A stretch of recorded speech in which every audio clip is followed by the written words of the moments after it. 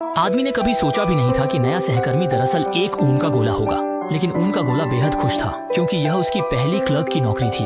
वह आदमी से थोड़ी बातचीत करना चाहता था, लेकिन वह लगातार अपने मोबाइल में ही लगा रहा। जैसे ही वे मंजिल पर पहुंचे, लगभग सभी को एक मैसेज मिला। जब उसने देखा कि सब उसे अजीब नजरों से घूर रहे हैं, तो उसने गहरी सांस ली और अंदर चला गया। उसका शिष्ट, आत्मविश्वासी और खुलेपन वाला व्यवहार आसपास के पुरुष सहकर्मियों से बिल्कुल अलग था, जिससे वह बहुत ही अलग थलग और असामान्य लग रहा था।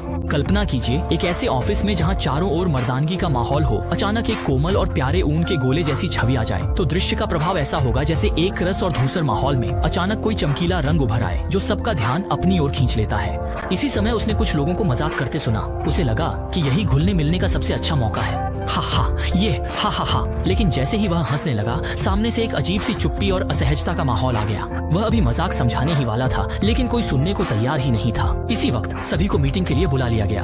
कंपनी का माहौल तेज तर्रार और जोश से भरा हुआ है। सहकर्मियों की अपनी अपनी अनोखी काम करने की शैली और संवाद का तरीका है। वे ऊर्जा से भरपूर हैं, दफ्तर में जोर जोर से हंसते बोलते हैं और काम को तेजी से निपटाते हैं। पूरे माहौल में एक तरह की तनावपूर्ण लेकिन उत्साही ऊर्जा फैली हुई है। और बूल एक नए सदस्य के रूप में जब वह इस अजनबी और दबाव से भरे माहौल का सामना करता है, तो उसके मन में निस्संदेह घबराहट और बेचैनी होती है।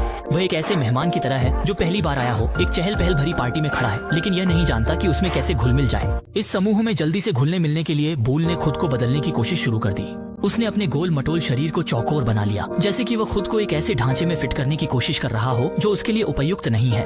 वह उनसे संक्षिप्त और प्रभावशाली ढंग से अभिवादन करना सीख गया। अपने फुसीले सामान को भी सबकी तरह बदल लिया, यहाँ तक कि रंगीन मजाक भी करने लगा, जिससे सब हंसते हंसते लोटपोट हो गए। मीटिंग में उसने उनके विभाग के हित में सुझाव भी दिए और सभी ने उसके विचारों से पूरी तरह सहमति जताई। इसी तरह जब बूल को लगा कि वह पूरी तरह से इस समूह में घुल मिल गया है, तभी एक और ऊनी गेंद लैसी कंपनी में आ गई। लैसी भी बूल की तरह एक अनोखी हस्ती थी। उसकी अपनी अलग शख्सियत और अंदाज था, जो कंपनी के बाकी सहकर्मियों से बिल्कुल अलग था। लैसी के आने से बूल ने बड़ी मुश्किल से जो सतही संतुलन बनाया था, वह टूट गया। बूल ने जब लैसी को देखा तो उसे अपना पुराना रूप याद आ गया। वह सोचने लगा कि क्या समूह में घुलने मिलने के लिए किए गए उसके बदलाव वाकई में सही थे। हाय, मैं पर्ल हूँ। मैं लैसी हूँ। इसके बाद उसने लैसी का सबको परिचय कराया। जैसे ही लिफ्ट खुली, बूल फिर अपने पुराने रूप में लौट आया और कंपनी में कई ऊनी गेंदें भर्ती हो गईं। फर्क बस इतना था कि अब सब आपस में अच्छे से घुल मिल रहे थे। वाह, मुझे इस बारे में बहुत अच्छा एहसास हो रहा है। अरे आओ ना, आओ, मैं तुम्हें यहाँ घुमा देता हूँ। हमें अपने बारे में सब कुछ बताओ। हमें अच्छी कहानी सुनना बहुत पसंद है। अरे पर्ल, क्या तुम आज रात 50 के यहाँ आ रहे हो? क्या ऊनी स्वेटर थोड़ा सा चुभता है?